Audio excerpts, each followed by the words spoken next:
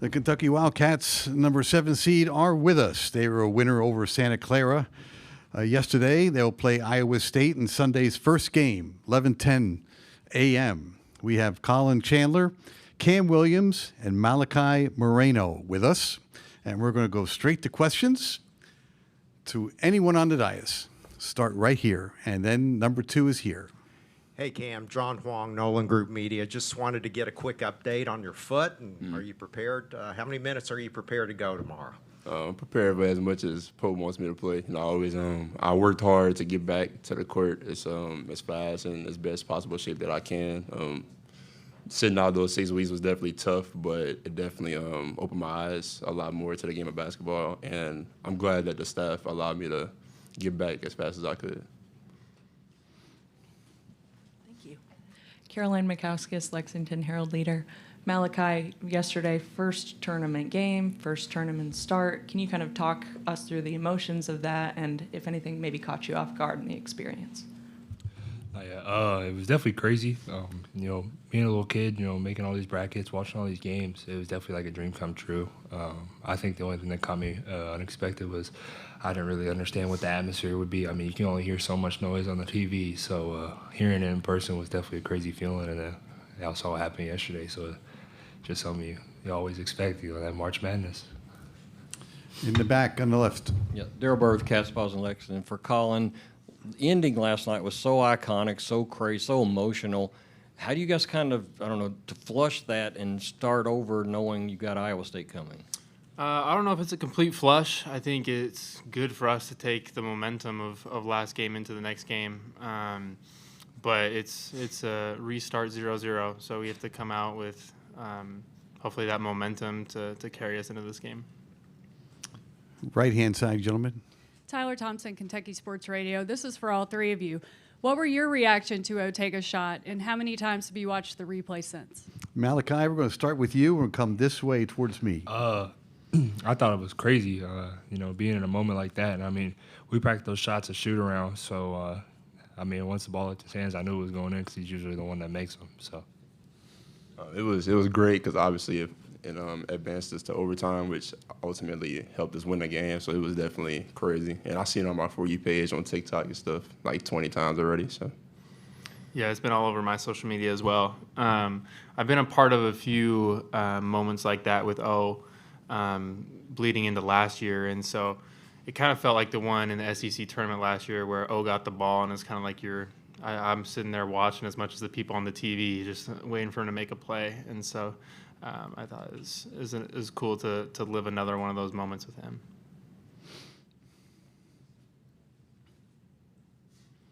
Right back here. Thank you.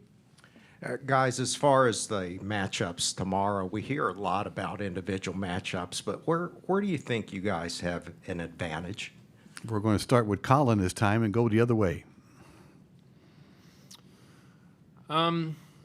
It depends really. We're going through a bunch of different lineups. I'm sure they're mixing up lineups too. They play a pretty deep bench, maybe 9 guys, something like that. And so I think that's ever changing throughout the game, but they play a very aggressive style. And so I think if we can match that aggressiveness on offense that they play with defense, then we can use it to an advantage for us. Yeah, go ahead. Kind of to piggyback off of what he said, they're definitely an aggressive team on offense and defense. So definitely we need to match their physicality, and I feel like if we match their physicality and also limit our turnovers, because they're an aggressive defensive team, like I said. So just protect the ball as best we can and limit our turnovers, and I feel like I'll have our chances. Just like they said, they're very aggressive. They make plays on the ball a lot. I think they're a top 5 team on defense in the country. They led the Big 12 in turnovers and points off turnovers. So protecting the ball is definitely going to be a big key factor for us. But I also think we've been battle tested all year, and I think that's kind of an advantage we have. We've seen a lot of different situations and a lot of different scenarios, and we've gone through them together. So there's not really much to be unexpected. We expect a lot, and we see different things. So I think we prepare. In the back. Yeah, for all three guys, especially Cam, how much does it resonate with you guys that you're part of March Madness, you get to play, and yet Jalen Lowe can't play, JQ can't play. How does it resonate with all of y'all? Yeah, Cam first, then Collin, and Malachi. I say it's definitely an experience that I wish that they had the opportunity to have. It's definitely once in a lifetime, but we're definitely playing as hard as we can for them because they're not capable of playing right now. So definitely them sharing with us how important it is to keep dancing. So definitely makes us play a lot harder. And we also want to play for our BBN fans, our families. Everyone has a motivation, but we have an extra motivation because we have 2 players that are not allowed to play right now. So I think they've come into their role. Like our whole team has had to find roles, and they've found a role that impacts winning from being on the bench and supporting us that way. I think they help us win games, and they're here to experience that. They're experiencing it with us, and their contributions, although media or fans might not understand what they bring to our team, it's definitely felt, and I think they're helping us win games. Yeah, to piggyback off of what Collin said, even though they can't play right now, they still show up every day ready to work. I'm sure most of y'all have seen anytime we go into a timeout, J-Lo's always the first one to come and speak. So that just goes to show that even though he can't play, he's still here to help us win. And just having those 2 around, it's almost like having more coaches because they can help see the floor a lot, especially J-Lo. And with him being a point guard, he sees a lot of things on the floor that not everybody else would see. And then JQ's just always talking on the bench, letting us know what he's seeing, and then we're able to apply that to the game in real time. Go back. Yeah, follow up back there.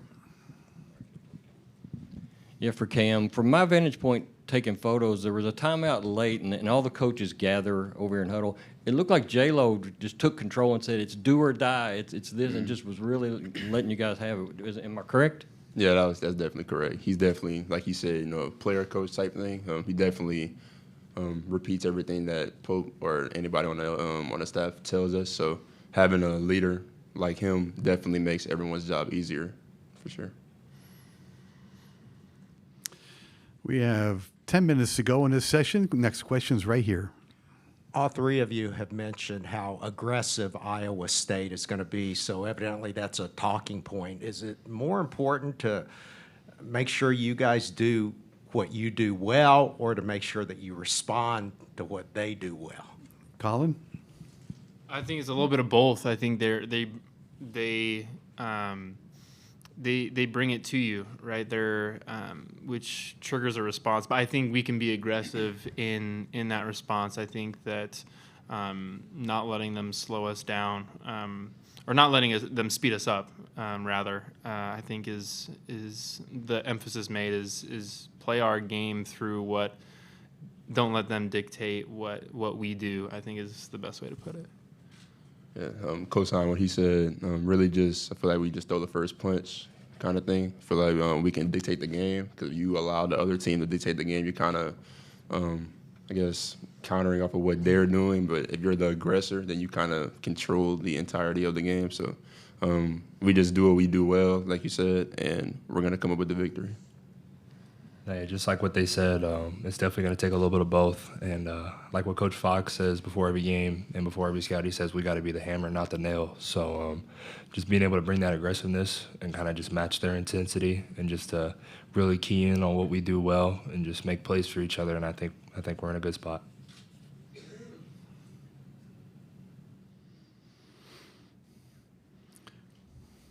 Anything else for the Wildcats? Okay, gentlemen, thank you very much. You are excused. Good luck tomorrow. We'll have head coach Mark Pope here at 1:55 sharp. Thank you.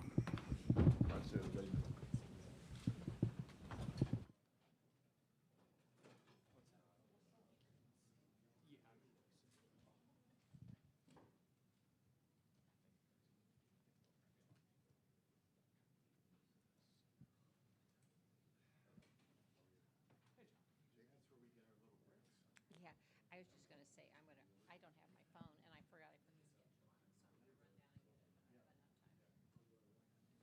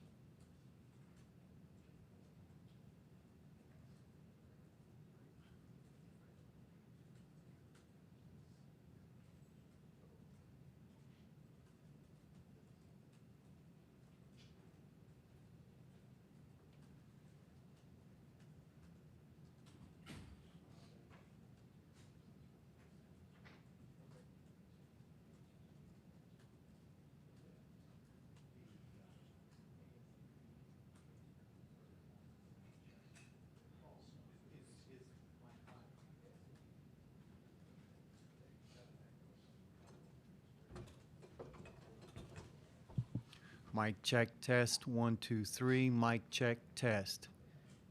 Mic check test 1 2 3.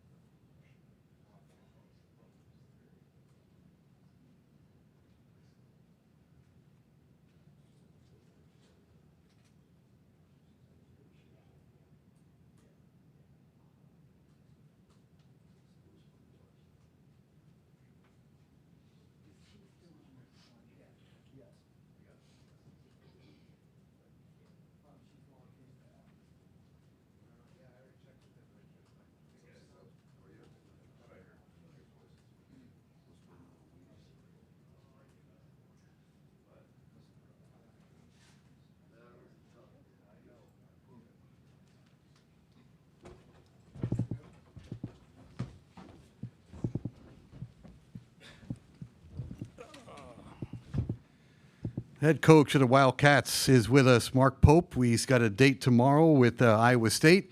He's going to make a statement on that game and some other thoughts, and then we'll go to questions. Mark, please. We're excited to have a shot at playing tomorrow again. This is a terrific team that we get to play. It's going to be a great battle. They had a big-time win last night. I've known TJ for a long time. He does an unbelievable job, and it should be a great game. Start right here on the aisle.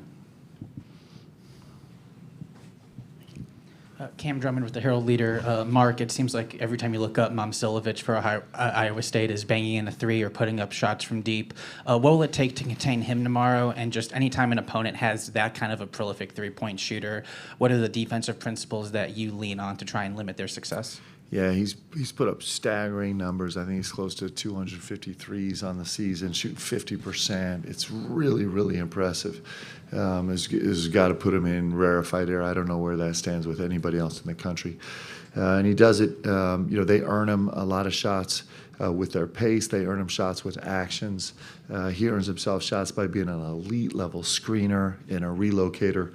And so it's got to be a little bit of team effort. Of course, there'll be guys who have matchup assignments, but also the communication is going to be key. Us being solid in ball protection is going to be key. Us being good on the glass is going to be key because he's so functional off, earning threes off offensive rebounds and off cuts and in transition. So it'll be individual and team effort. Daryl Burr with the Cats Paws in Lexington. Mark, kind of a broader question. As a player, you reached the pinnacle of March Madness. Now you're coaching in it. Do you get more satisfaction from coaching in March Madness or playing, or what are the differences? I don't know if it's more or less, but I do know as a player, you're having so much of your own experience. You're sharing it with your brothers, but it's so much of it's your own experience. As a coach, you are spending your time trying to mentor every single one of your guys through it. So there's maybe more breadth in it, but it's a beautiful thing, I think, as a player and a coach, and I don't know if there's anything that quite compares. We're here on the left side, and then back to you. Go. Tyler Thompson, Kentucky Sports Radio. Obviously, Otega's shot was just huge. It was such a big emotional moment. As a coach, how do you balance letting your team enjoy that and kind of live in the moment a little bit and then preparing for the next game? That's it. That is one of the great challenges of this tournament, right? And so I think we did it the way we kind of have done this all season long. We had some wide swings this year, and I think our guys are pretty adept at it, actually. And so we were here. We finished with meeting, went back to the hotel, had a nice meal with the guys, met and did a little debrief on the game yesterday, threw up some graphics and talked about some highlight moments and enjoyed the emotion together. And then it was like, it's time to put it to bed because we would prefer for this not to be the end of this journey. We'd actually like this to motivate us to want more, to be greedy. and our guys are good at it. Our team is learned through all of the twists and turns of the season to be pretty good at putting away whatever just happened, whether it was great or whether it was not so great, and moving on to the next thing. So it actually it hasn't been a really hard process for our team because they have a lot of experience with it. Okay, we're here. We're back there for 2. We are 3 here and 4.5, and 5 over here. Go. CJ Moore with The Athletic. Curious, in this era, ADs, donors are really kind of been impatient with coaches, and the shelf life is always the longest. How has that maybe impacted how you roster build year to year, how maybe everybody nationally is kind of roster building, and how you look at it because of the way a lot of programs are handling head coaches? Clearly, I can't speak for any other program. I don't know if that change has had anything to do with the way we're trying to do it here. Our assignment and expectation is to win at the highest level every single year, to do everything we can to do that. And so, we're always thinking long term, and we're always very focused on the exact moment that we're in right now. I don't think that those things have changed that at all. Coach, do you prepare any differently with the Jefferson injury situation? How does that affect the next 24 hours for your team? Yeah, it's we'll prepare as if he's playing. You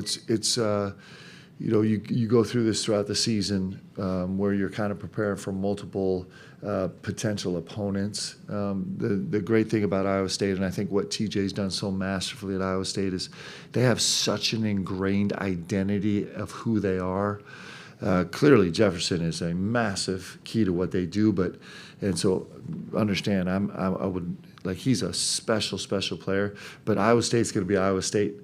Whoever TJ rolls out on the court, you could probably go grab 5 guys from the rec center and give them a week, and they would come out there and just be a incredibly intense defensive juggernaut that was finding ways to score in big ways. So we'll prepare. We're preparing for what Iowa State is, and certainly preparing for him being in the game and out of the game, and that's it's pretty much what we're doing.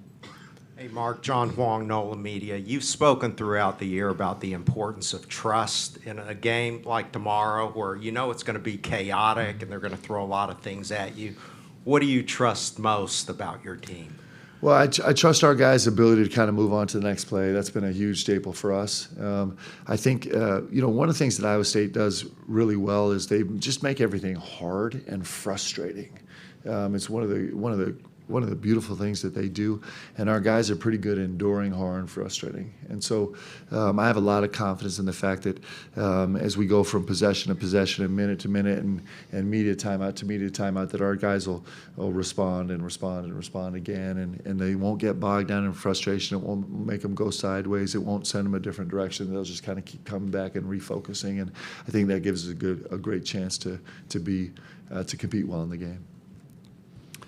In the back on the left. Yeah, Zach Osman, USA Today. You talked, and your players did too, about, I think, a huddle. Brandon kind of, if not took over, he spoke up and sort of said, I'd like to make this change, but in the way you were handling pick and pops, how does a player, from your perspective as a coach, kind of earn the right to speak up at that level in a huddle, and how often do you want them, once maybe they have that trust, to use their voice and to say, I think we should try this sort of adjustment? Yeah, we're very much I'm a huge believer in the best teams are player-led teams. I'm a huge believer in that, and it's a process.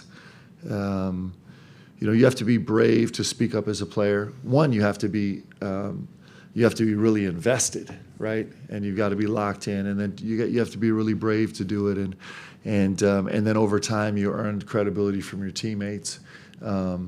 To be listened to, because that's actually a real thing too. There's a lot of times we're encouraging our guys to talk, but it's just a question of how much the group is willing to listen. It's like any organization that's working. And so, Brandon is, man, you talk about, he's had really frustrating moments for him, moments that have been personally frustrating for him, but watching him grow even more as a man, even more than how he's grown on the court, has been nothing short of astonishing. And I know, there's a lot of stuff that people don't see because they just see him on the court, but it's been remarkable to watch him grow. I couldn't be more proud of him, and he's, we either use this game or we get used by this game, and he's using this game right now to help him grow into a really special human being. And so you feel that in moments like that where he's like, hey, this is a place where my team needs me to step up, and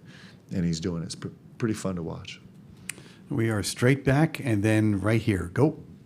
Hey, Coach. Ben Hutchins from the Quad City Times. What are the keys to matching the physicality that TJ Otzelberger's teams tend to play with? Yeah, it's I've had a chance to compete, coach teams against TJ's teams, and it's they're some of my favorite games. They're relentless, and he's got unbelievable leadership on his team, and they got incredible toughness, and I think that stems from his personality as a head coach. He's really ingrained that on his guys, and so that it's going to be a wholehearted, blood, sweat, and tears endeavor, and it makes the games really fun, and so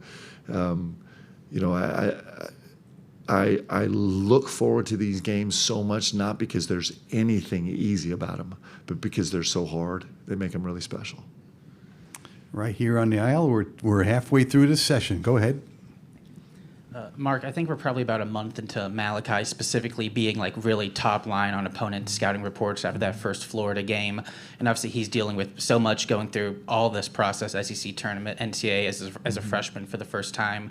Have you seen him handle, I guess, kind of the ups and downs of his performance as of late? And where do you, I guess, rely on him the most to kind of come through for you guys in a big way tomorrow? Yeah, so Malachi, his care is on an elite level. Like he cares. He cares about his teammates. He cares about playing great. He cares about winning. He cares about Kentucky.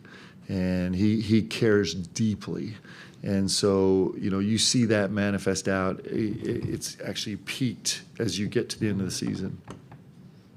And, we've talked about how steady he's been and how consistent he's been for a freshman. It's really remarkable, and how vocal he is and how smart he is and what a leader is. And we're seeing all those things come through. Right here, John. Go ahead. Mark, when the guys were out here on the dais, they gave great answers about the importance of staying aggressive, that with Iowa State, they're going to make you turn the ball over, and it's not so much a matter of avoiding turnovers, but in kind of imposing your will. Can you just kind of expound on that? I assume that message came from you. Yeah, we're big believers in that you want to meet force with force. Everywhere you can, and it's back to the simple idea of if you're trying to protect the ball, you protect the ball by being more aggressive and more decisive and more forceful rather than actually thinking about protect the ball, right? When you want to make a play for teammates, you think about getting downhill and getting to 2 feet and being vicious more than you do about just making a quick, easy play and a pass. And so, when you play great teams like this team, it's all about being as aggressive as you can with some intelligence, right? And staying in character, being aggressive within your own character. And those are kind of high-level concepts without getting into specifics, but in a general sense, it's going to be where this game has got to be played for us to be successful. Next question is right in the middle here on the left side. Hey, Mark. Jeff McCoro, ABC Sports Lexington. You talked a little bit about Jefferson, also BG and Malachi. What's the importance of you guys establishing an inside game tomorrow against this team? Well, they make it really difficult because they'll come double team every single post catch. So sets make that complicated. But our guys are elite level passers, so I think we'll have some play there. They're one of the ways you establish an inside presence is on the glass, and they're really physical. So that's just going to be a battle, right? To do that, you impose your will as a rim protector and taking up space in the lane, moving bodies, and that'll be another battlefront. All those things will be really important for us to find some life in, and I think our guys are prepared to do it. Straight back, Gina. Yeah, Mark, I should ask you a follow-up about playing versus coaching. I assume it's like parenting. It's much more nerve-wracking to be the coach. You know what? I think when you do it well, I think there's some peace there. I think when you do it well, I think there's some peace. I think when you can find a space where you're really focused, I think the best coaches find a space where they're really focused on the process and not completely weighed down by the outcome. I think that leads to better outcomes. I'll float wildly between the two, where I'm consumed with the outcome and sometimes where I can stay focused on the process. But I actually think when you're doing it right, when you can be really focused on the process and really focused on trying to understand what your guys need in the moment and really dive in there, I feel like it doesn't feel frantic or overwhelming at all. It feels pretty peaceful, and it feels like you're just working towards putting your guys in the best position to play. I think outside of the court, I think it feels more like a parent. As you're watching your guys try and grow and figure out life and how, in our case, figure out how to be great men and figure out how to build lives that are meaningful and fulfilling. I think that part feels more like the parenting part where you worry. 5 minutes to go. Next question's on the aisle. Hi, Coach. Alec Bussey, 24/7 Sports. You mentioned process and outcome there and swinging between the two. Why are you vulnerable enough to be able to admit that sometimes you swing more towards being outcome-based instead of process-based when you also say that the coaches who are most successful focus on process and dive into that more than anything? Because I'm not very smart, pretty unfiltered. I think the best part of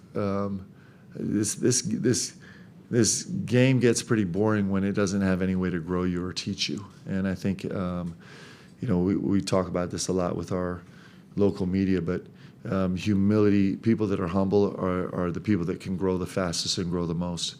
And so, there's no shame in not being perfect in this game. That's actually being probably pretty authentic and real. Mark Story, Lexington Herald Leader. Obviously, Iowa State has the leading three-point shooter in the country, and he is 6'8". Your wings are 6'4", 6'5". What's the key to making him uncomfortable when he's taller? Yeah, so you gotta hit in a bunch of different ways. You'd like to be there where he doesn't get any rhythm. Like you'd like to take away his rhythm as much as you can. One of the things that's probably underappreciated about him is how physical he is. He owns his line coming off screens, and that's hard to do in this game, especially with how physical the game is right now. But he's able to maintain his line coming off screens. He gets shoulder on screens. And so any chance you have to kind of disrupt his flow is going to be really, really important. Can you play with him a little bit on the carry? He's got this really brilliant kind of Dirk fade where he likes to play that's really hard to get to. So you just want to be as disruptive as you can. You want to find ways to contest as a second jumper, contest his shots the best that you can. You'd like to find ways to attack him on the offensive end a little bit, which is hard to do with this team because there's such a fundamentally team concepted defense. But anytime you can bring a little bit of discomfort, it'll serve you well. Question straight back. Hey, Mark, Cole Park with the Cat's Paws. In the locker room, I was talking to some of the players about how you guys haven't played Iowa State yet, but you guys were able to draw kind of a comparison to a team maybe you played last year. How helpful is that comparison in kind of helping those guys, especially the returners, to understand their assignment better? Yeah, it's one of the great things about a season. It just gives you more frames of reference. It's our communication improves so much through the season because now we have experience to match with the words we say, and you can point to an experience a player had, or a scheme that we faced, or a style of play that we faced, and the guys have a little more understanding. So every game you play adds to that little background and knowledge. John? Mark, when Ortega hit that shot, you kind of had your poker face, your next play face on. Were you able to actually really experience the joy that you brought to the entire Big Blue Nation afterwards? Yeah, you know what? Those are things that we'll enjoy later. I think a little bit later, and certainly we enjoy them in the moment. I mean, I certainly enjoyed that thoroughly in the moment. It was just we had a lot more business to try and take care of at that moment. But that's that's our job is to be very focused on kind of what's next, like what we do next, and as a team and as a coaching staff, we're sometimes more successful or less successful than that. But when you have emotional swings like that, I think your team needs a little bit of a steadying force. I think it's really important. I think it's really, really important to move on to the next thing. And so I probably enjoyed that moment more deeply than maybe only a handful of people. But it was also on to the next thing. They're both true. Mark, time's up for this session. We Thanks, guys. appreciate your time, and good luck tomorrow. Thank you, bud. Kentucky, Iowa State at 11:10. We'll have the Iowa